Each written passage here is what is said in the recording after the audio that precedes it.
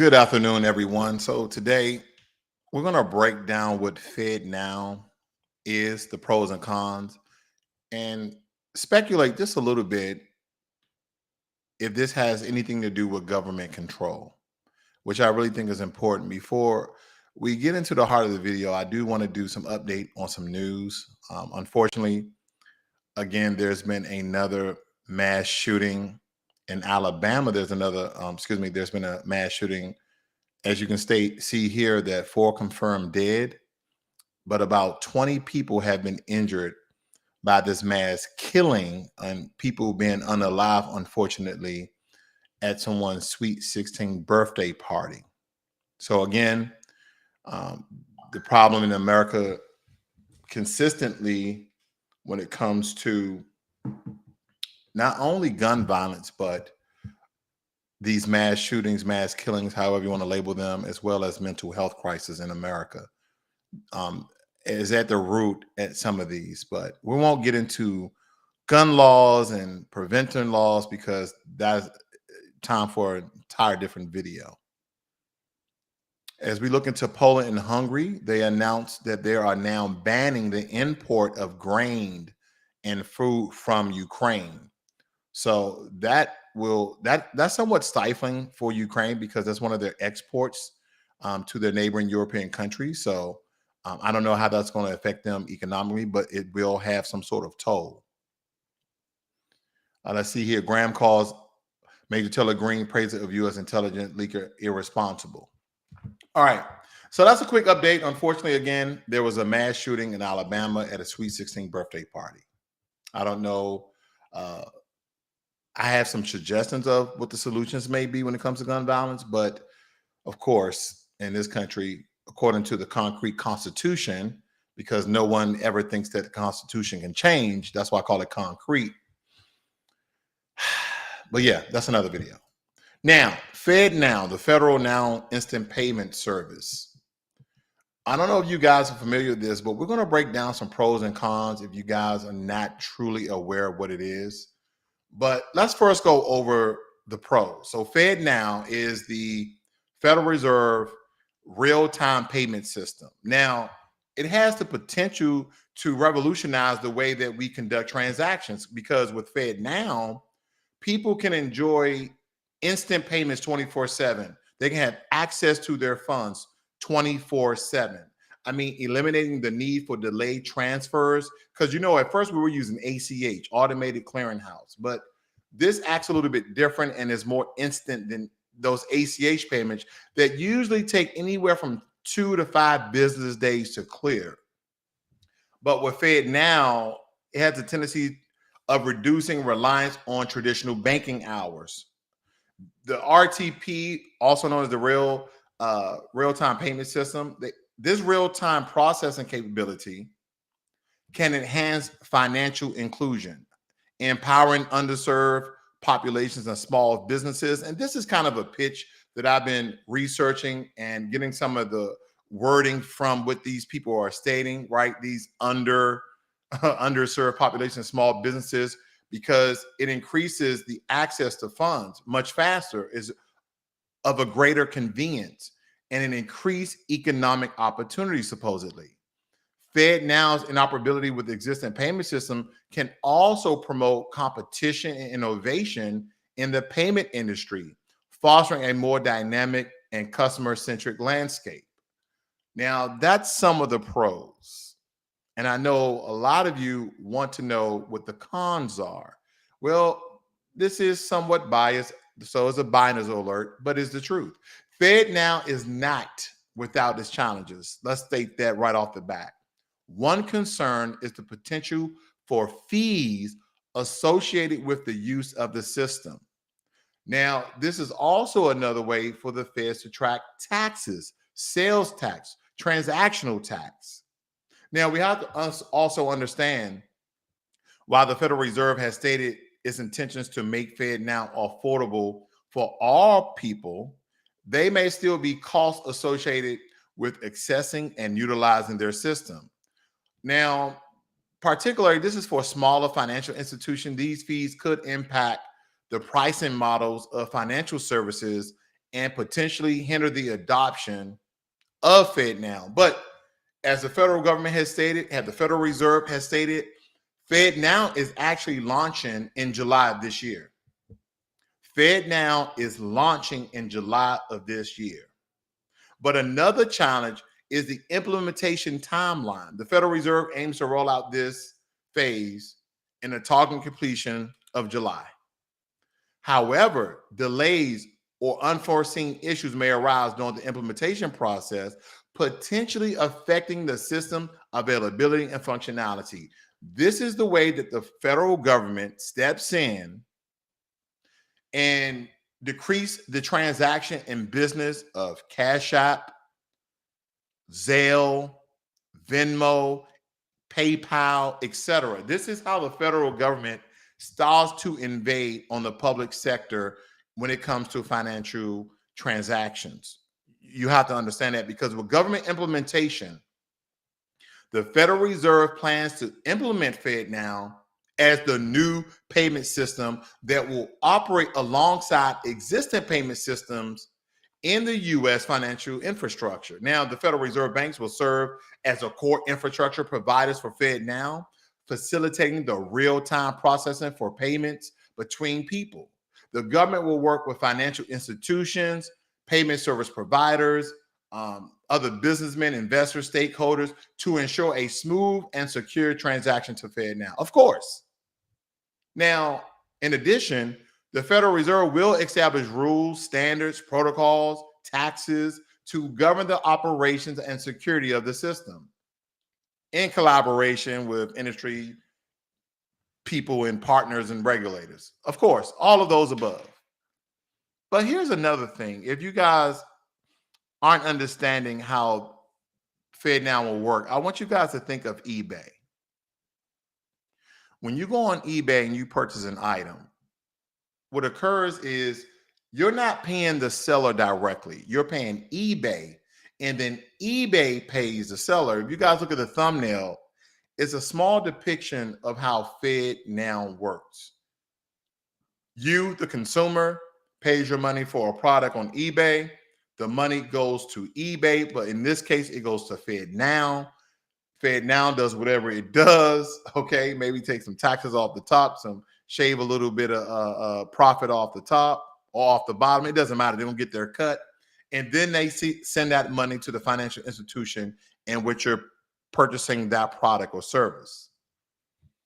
But with that being said, FedNow has the potential to be what some people would like to believe a game changer in the U.S. payment systems. I mean, offering real-time processing capabilities that can enhance financial inclusion, promote competition, and foster innovation. And this is also another way that the federal government is trying to crack down on scams and fraud, check fraud, credit card fraud. I mean, you name it. They're going to try to filter in this FedNow system into every aspect of U.S. financial services, even credit. I guarantee it will occur. However, there are some challenges such as, again, taxes, fees, implementation timeline. They're shooting for July of this year, but who knows? Could be July of 2024. The timeline delays need to be addressed to ensure widespread adoption of this success or this failure, speculating. With careful planning, collaboration, who knows what the oversight of FedNow will be? Who's going to oversight the Federal Reserve? But what I do know, FedNow could be a catalyst for more efficient, inclusive, dynamic payments of different platforms and services in America. That may be it, family. I just don't know, because this system is so brand new and it has government control written all over it. I mean, of course, it was created by the federal government. So I was looking at this article right here. The Fed is rewriting the U.S. payment system. Here's what it means for you and I, right? And we're just going to read a little bit of this. It said it takes days to transfer money or make payments from your bank account. Even apps like Venmo, Cash App, and Zelle make such transaction nearly instant. That's because the federal government has no digital payment system for the entire banking system to utilize in real time. But of course, that's changing now. The Federal Reserve plans to launch its own real-time payment system, also known as RTP, called the FedNow service. The FedNow is years behind tech-based private sector competition. It will be a game changer for transactions in the U.S. It will be the first and only digital instant payment system that is both created and backed by the U.S. government. As a result, many banks will see it as a larger, safer system able to transfer money faster for consumers and businesses. So again, this may overtake even Zelle. But I know a lot of people like using Zelle. FedNow will enable all the banks, any banks in the United States, not just the big ones, to offer instantly available funds and real-time payments to their customers. Okay, so that's essentially what it's going to do. It states that FedNow is the first government-created system for financial institutions to send and receive funds almost instantly. Ideally, FedNow will ensure you'll no longer have to wait a few business days or bid your time over holidays or weekends to receive your money. This means you can make payments, your mortgage, for example, ideally within seconds. You could opt to send funds on the due date rather than having to plan several days out for an online payment to clear up to a week for a check to be processed. We understand what that, it's gonna be a better real-time payment system. But again, it's not that I lean for the pros or the cons, but the power that the federal government is now implementing on a financial institution, meaning creating bigger government. It states here for business owners, this means faster and smoother operations. They will be able to send and receive invoice payments for instant and real time online. Now, and of course, family, if you want to go and read how it works in detail, I kind of broke that down in my pros, but you definitely can go to Forbes Advisor and check this article out for yourself. Now, Motley Fool, I kind of go here to time to get some investing advice on different stocks, but there's some things I wanted to point out here as they wrote this the statement here, and I was kind of just confused by it. It says, as a child, my mother had the habit of dusting off this old proverb: believe nothing of what you hear and only half of what you see. In other words, she wanted me to seek the truth, even if it meant doing some digging. Now, listen to this. When I began to hear gossip about the Federal Reserve FedNow service, I wonder why it was mirrored in drama. And so, adhering to my mother's advice, I sought the truth. It appeared that much of the concern came from the Black community. Motley Fool is doing pieces on the Black community. There were stories about how the Federal Reserve news service, in an attempt to infiltrate the financial affairs of everyday Americans. There were wild tales of how FedNow was shut down Cash App, Venmo, PayPal, and other payment services. That's because it has a propensity to do so. That is why people stated this. And quite frankly, when Black people try to make their own own banks back in the 50s and 60s, what did the federal government and other local governments do? They stole those Black people money in layman's terms. But anyway, I digress. Racism is alive and well in America. Well, thank you, Motley Fool, for letting us know. And banking while Black can be fraught with humility, terrifying experiences. For example, the New York Times told the story of a woman named Clarice Middleton, who accused of fraud by 3 Wells Fargo bank employees, all for trying to cash a $200 check. The police were called. Middleton provided evidence that the check was hers, and the bank finally cashed the check. Now, listen to this. This is how they sway the story at the end of this whole monologue they're giving about this one particular sister. Middleton's experience is not unique. Studies show the largest U.S. banks avoid hiring and promoting minority employees. Whoa, whoa, whoa. That's when I raised a red flag, when we start implementing the minority terms. It just becomes very dire for me, because first you state in your earlier part of this monologue about Clarice Middleton and banking while Black, and to kind of do something like the Congressional Black Caucus or the NAACP or the Urban League. It's Black, Black, Black, then all of a sudden it's about minorities. And believe me, family, minority is everybody except white men. I digress. In addition, New America found that large banks have targeted minorities, including Native Americans, undocumented immigrants, That's illegal immigrants. I guys want you to focus on the language here. Illegal immigrants by opening accounts and lines of credit in their names, but without their consent. When someone complained, the bank closed the accounts rather than conduct an investigation. In a nutshell, the gossip regarding FedNow mostly rings true in the ear of those most oppressed by the U.S. banking system. Fortunately, we had Terry Williams to turn to for a dose of truth. Williams, listen to this. This is how they solidify, verify, and validate in order for Black people to go in on something that we probably would never contribute to. We wouldn't even be a part of, admin to. But this is how they do. They use Black people. They use a Black face. So here we go. Fortunately, we have Terry Williams to turn out for a dose of truth. Williams is the president and COO of One United Bank, the largest Black-owned bank in the U.S. She is also keenly aware of the uphill battle minorities face in the world of banking. We got Black-owned, we got minorities. In a recent phone call, right? And now they're breaking down what is FedNow, okay? So we're going to go over this very quickly. FedNow serves a new instant payment service and development. The goal is to enable financial institutions of every size to provide safe and efficient instant payment services in real time, around the clock, every day of the year. Williams, this is a good thing. This is the Black COO of the largest Black-owned U.S. bank, okay? The Fed is starting to accommodate consumer and business needs to transfer money more quickly than has historically been the case. First, there were checks. There were mail, had to go through the post office and then deposit into a bank account. It took days for those checks to clear and become available to the consumer or businesses. Then there's automated clearinghouse, also known as ACH. Although it was faster than mailing a check, it still takes 1 or 2 days for payments to clear, okay? Through financial institutions, the participant in the FedNow service, that means individuals like you and I, and businesses like yours, will be able to send and receive payments instantly. And here's Williams backing it up.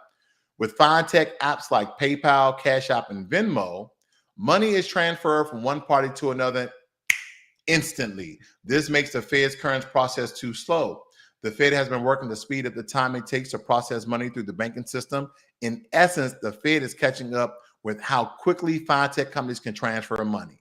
Now, if we already have apps, as they stated, like Cash App, Venmo, PayPal, all of these instant money transfer system, why does the federal government have to get involved? You know, because when the federal government put caps on the amount of money that you guys can transfer in a day, and they would say, oh, it's not necessarily from the federal government, it's from your bank. But guess where the bank get the red tape from? Because the banks, the more that you transfer, the more that the banks can essentially make money off, the more that people want to do business with. So I know that the banks are not limiting the amount of money you can transfer in a day. Now, if it's over $10,000, that's automatically a red flag to the IRS, et cetera, et cetera, et cetera. You know how that story goes. But essentially, this is the federal regulations and caps that they put on these fintech apps. But now the Federal Reserve is coming in with the FedNow system. Now, from my banter here, kind of my tone that you guys are receiving, you may say, oh, he's definitely against FedNow. I'm still up in the air about it, family. I'm still doing my research. I've been to many websites, reading, trying to understand how the system is going to work, how the fees are going to work, but the information is just not out there just yet. The only real information that is concrete and stone you can get from the FedNow website. As I showed you this before, here's the FedNow website, located, of course, with the Federal Reserve. So we're waiting for that. Now, it states here, why bother making a change when apps like PayPal, Cash App, and Venmo are already making instant money transfer? That's the question that people want to know, right? With FedNow, financial institutions and their service providers will be able to use the service as a springboard to provide innovative instant payment service to customers. Okay. That's why we have PayPal. That's why we have Cash App. Remember, what the Fed is doing will allow customers to make instant transfer into their banks. That's not the way apps like PayPal or Cash App work. Currently, users can instantly transfer money from app to app, but it's not anyone's bank account. If someone wants to transfer money from their app to their bank account, it will still take a couple of days. Why is that? That is because the federal government has regulations and stipulations on these fintech financial apps like a Cash App and Venmo and PayPal, that money has to be sitting in somewhat, I want to say escrow, but in an account in order to be cleared. Because I always think, even though the federal government moves very, very slowly, family, that doesn't mean they don't have a plan already in place. If that makes sense to somebody, please let me know, because I want to make sure I'm making sense, because these apps has the ability to do this, but where is the red tape coming from? Well, the red tape is coming from the federal government. When will FedNow launch? Now, again, as I told you before, they're looking for July of this year, 2023. These savings accounts are FDI insured and could earn you 13 times your bank. It states here many people are missing out on guaranteed returns as their money languishes in a big bank savings account, earning next to no interest. I'll pick the best online savings account can earn you 13 times the national average. Blah, blah, blah. But yeah, family, this is FedNow in a very, very small nutshell. And we have to point out our friends from the GOP party, more Ron DeSantis, also known as Ron DeSatan.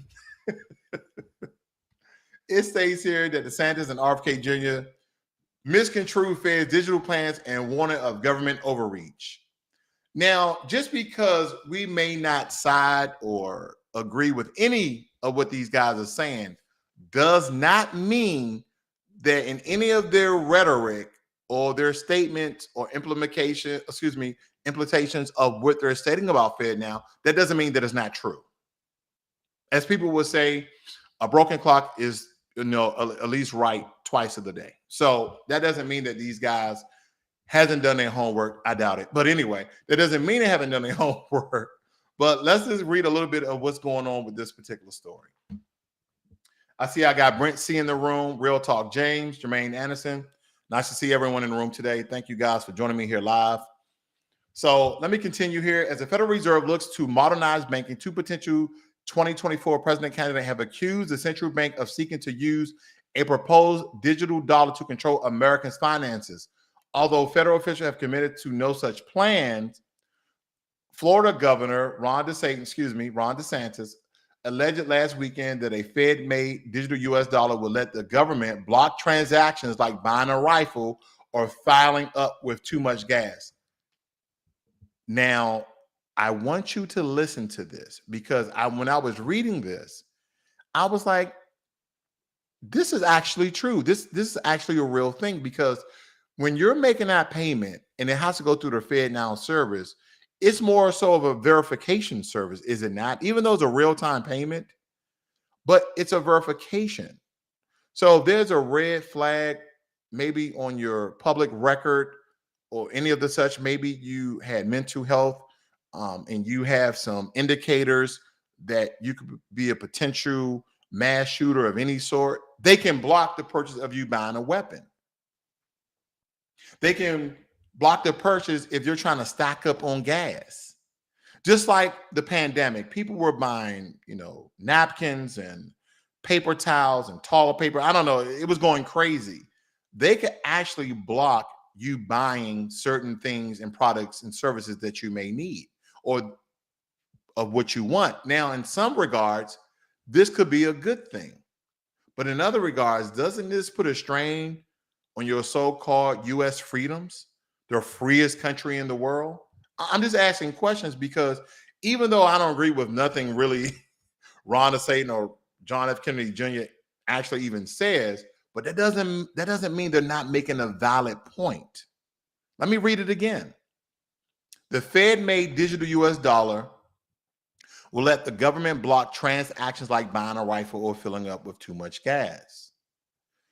He added, speaking at a Pennsylvania conference on Saturday, they are going to try to impose ESG agenda, referring to private sector policies amid advancing environmental, social, and governance principles, which conservative lawmakers across the country have been pushing to curb.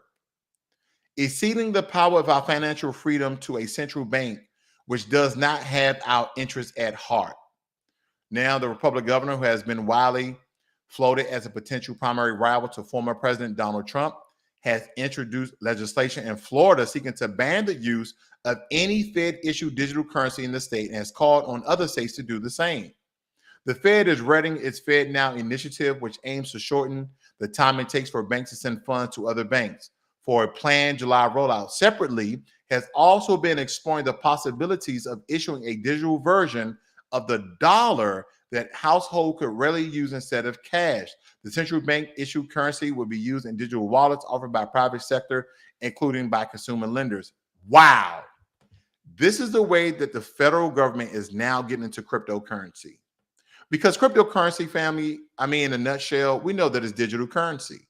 So now we're talking about a digital dollar. And I guess this digital dollar is going to be backed by the US federal government. But what are digital dollars backed by? Because at one point in time, prior to 1971, the American dollar was actually backed by the 8,100 tons that we have of gold in our gold reserves.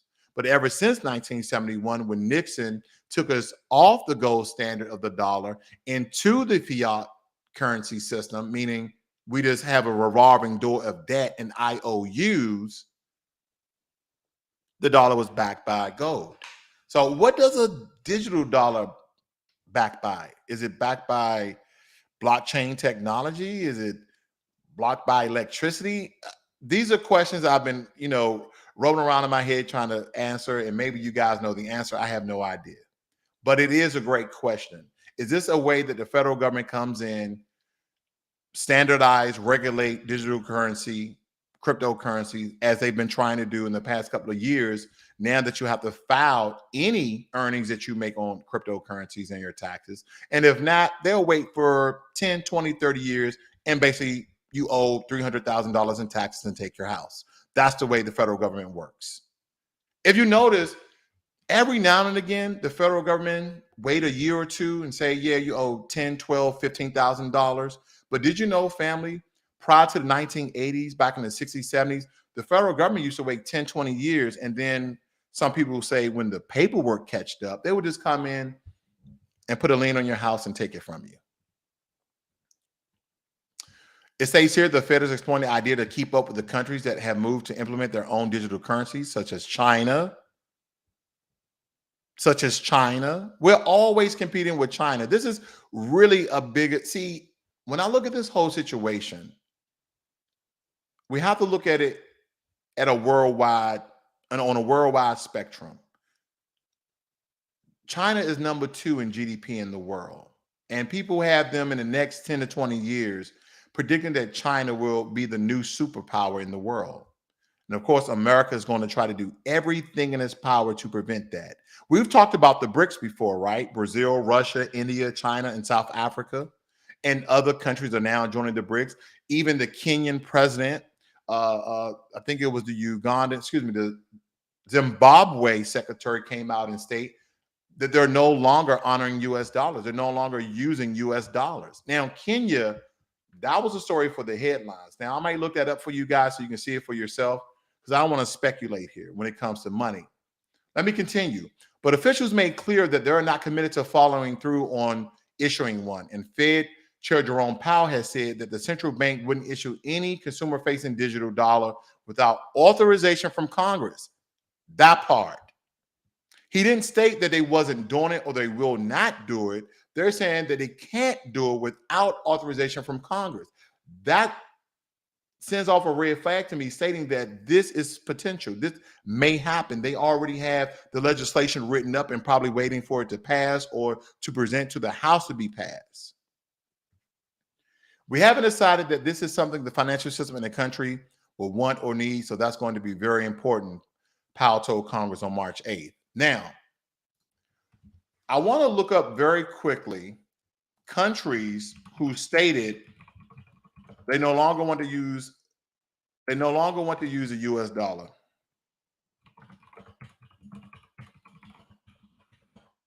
Give me 1 second. Because this is the way America have been trying to really match up with their Chinese. Here we go. So, this is a really good one, family. Remember I was saying to you guys back in 1971, Nixon ceased the direct convertibility of the US dollars to gold, right? And this is a good breakdown. Brazil and Argentina discussed the creation of a common currency.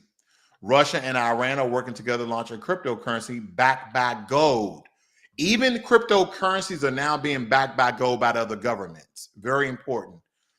Something needs to be tangible, a precious metal, something rare in the elements that people can actually hold on to. If it's not backed by anything, then what is it worth? When you look at Saudi Arabia and other countries, some of their money is backed by their oil, by their large amounts of oil. So when we look at these things, as I told you back in 1971, Nixon changed the dollar being backed by gold to the dollar being backed by nothing. That's why America can print billions and billions of dollars and just give it to people and say, yeah, you can go buy what you want, because that US dollar is backed by the full faith of the United States government. Wait a minute, it's not backed by gold? No. Is it backed by diamonds? No. Is it backed by oil? No. Is it backed by agriculture? No, no, and no. It's not backed by anything. And that's why these non-GMO groups like the BRICS, Brazil, Russia, India, China, and South Africa, are now stating and moving away from the US dollar because it's not backed by anything. Now, on hand, US has the most gold. We have 8,100 tons of gold. We have the most gold on hand as of today. But there's other countries that China is invading, is doing deals with, settling with, like countries in Africa that gold has yet to be discovered, but has been found in the elements in the surrounding areas and some of these rural areas in Africa, out in the bush, out in the wild, that China wants to go in and mine this gold, because that is a prediction in 10 to 20 years that China will be the new world largest superpower based on their production and mining and storing of gold. The U.S. government is trying to do anything they can to stay in power, the world superpower. Now, even if China surpasses America, according to their GDP, America will still be the most powerful country in the world, backed by the strongest military in the world. This is why. So let me go back really quickly. As I told you before, I'm trying to find maybe a really good list of a lot of the countries that, as they're stating here, de-dollarization. Again, we go back to the BRICS. I want to see if they have a list here, family. If you can just bear with me. And if people would like to believe that Russia doesn't have any friends, well, let me tell you some of the Russian friends. Let me tell you some of the Russian friends. Iran, Argentina, Venezuela, China, India. See, a lot of these countries are doing big business with Russia. So Russia is still one of the world's oldest superpowers as well, especially when they were the Soviet Union before Ukraine and other countries broke away from it. So again, I wish I could find you guys a quick list, because there are some African countries other than South Africa that is really breaking away of the US dollar. So I think I found something here for you guys that we can all look at together very quickly. Give me 1 second. Here we go. If you look at the very top here, here are some of the countries that's breaking away from the US dollar. A number of African countries, including Kenya, Egypt, Zimbabwe, Nigeria, Ghana, and Zambia, are currently experiencing shortages of US dollar. The dollar is the dominant currency in international transaction. These countries rely on the US currency to pay for foreign debts, essential goods, and industrial inputs. Development economist Christopher Adams explains, blah, blah, blah. But yes, those are some of the African countries, as well as South Africa, are really thinking about de-dollarization of the US currency in the international markets for exports and imports. So when people are looking at this information, I keep hearing that, oh, the BRICS doesn't have the power to topple the dollar. The BRICS doesn't have the amount of countries. Yes, the BRICS can absolutely hurt America economically. Yes, it can. The more countries that join the BRICS, the less influence, the less groundbreaking of maneuvering that we have around in these different countries. Because America, we have like a U.S. military base in almost every country in the world, with the exception of a couple of countries like Russia, North Korea, etc. Very few countries, in China as well. But we have almost a U.S. installation, a U.S. base, a U.S. camp in almost every country in the world, except for some of those countries I named. So what does this mean? We're going to lose foothold in some of these countries militarily. Like our strategic influence on the military standpoint may decrease because economy and economics is the driver of military. Because guess what you need? You need strong GDPs to keep a strong military. So when you guys go back, when this system is implemented in July, I want you to refer back to this video. And I want you to ask yourself this question.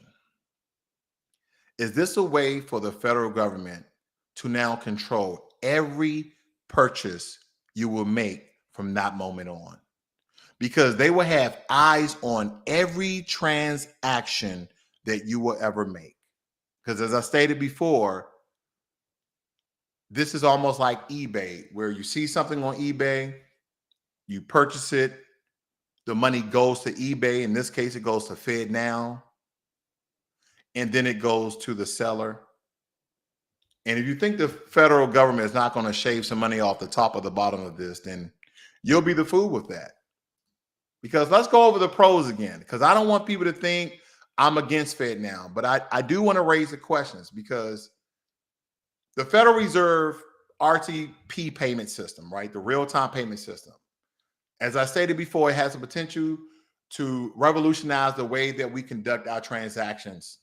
FedNow users, you and I, we can access and send funds 24/7 instantly, eliminating the need for delayed transfer and reducing the reliance on traditional banking hours, right? Always waiting for your ACH, the automated clearinghouse, to clear. Oh, how long is it going to take? Oh, well, you know, sir, it's going to take around 2 to 5 days. 2 to 5 days? I need it there today. I guess I got to Western Union some money.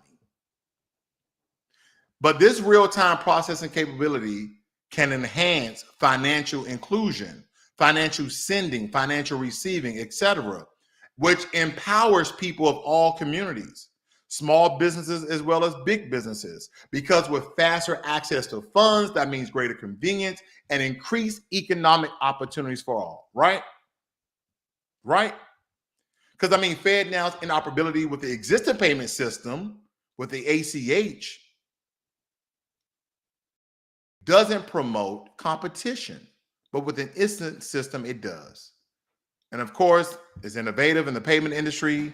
They're on the same length and same wavelength and spectrum as Cash App, Venmo, and PayPal. And the cons again. There's a lot of challenges here. There's a lot of questions. Big government control. Questioning every transaction you will make or you have made.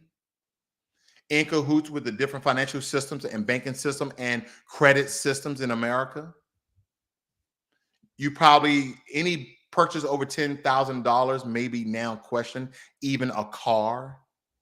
Making sure you pay your fair share of taxes. No longer using the tax loopholes, the gray areas within a tax code in order to not pay taxes, in order to avoid taxes. And some of you are like, oh, that's just for rich people. No. The people who pay the most taxes, family, are the middle class. Those people making $45,000 to around $200,000 a year. You and I are the ones who are paying the most taxes in America, because anyone below $45,000 just ain't making enough to pay large amounts of taxes, right?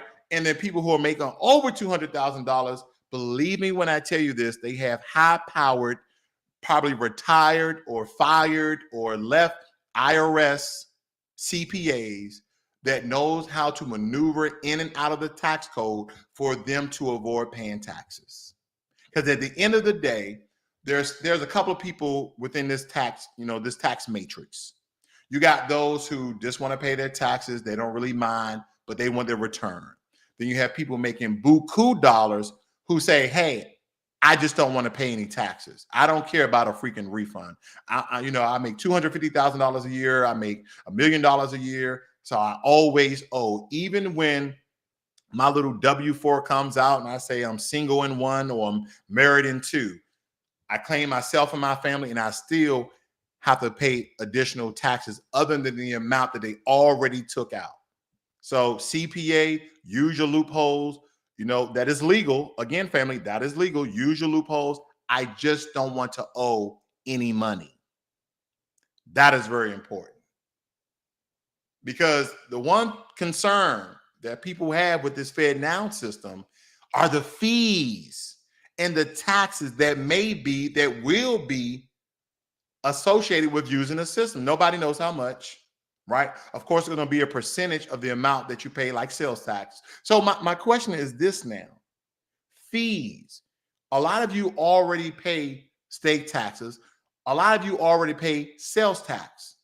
A lot of you already pay shipping. So I want you to think about the additional fees that will be tacked on when the FedNow service become active in July. Now, they say that the Federal Reserve stated its intentions to make FedNow affordable for all participants. What if FedNow went off your last tax return of how much they should tax you for each transaction? What if you're a business owner and a lot of you are sole proprietors, or maybe you have multi-member LLCs, maybe it's one or two of you, and let's say you had a really good year. And now what FedNow is, because we understand the taxes are a year behind, they're going to increase your fees or set your fees according to the amount of money you made last year.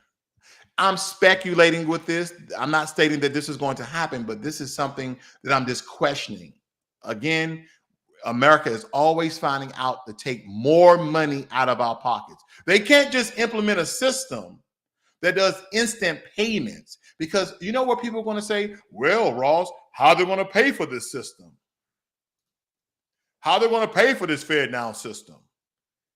They're already paying federal taxes. It's kind of like a lot of my military buddies used to say. They say, hey, man, we get paid with federal tax dollars. And people are like, well, yeah, but don't you know we get paid with federal tax dollars? So the federal tax dollars are paying military members, as those military members are paying federal taxes. I want you guys to think on that for a moment. Just think about that for a moment here. Now, as I stated before, with some of these fees, there may still be costs associated with accessing and utilizing this system. Now, particularly for smaller financial institutions, people who have their own businesses, these fees could impact the pricing models of financial services and potentially hinder the adoption of FedNow. Now, another red flag here. What is going to happen with Cash App? What is going to happen to Venmo? And what is going to happen with PayPal and Zelle? These are the questions I think you guys should ask. These are questions I think you guys should ask. But again, I just want to make you aware. At this point, there's really nothing that none of us can do. Right? We can contact our congressmen. We can write to our governors. Because again, this is a federal system. So states may have some limitations on the FedNow system.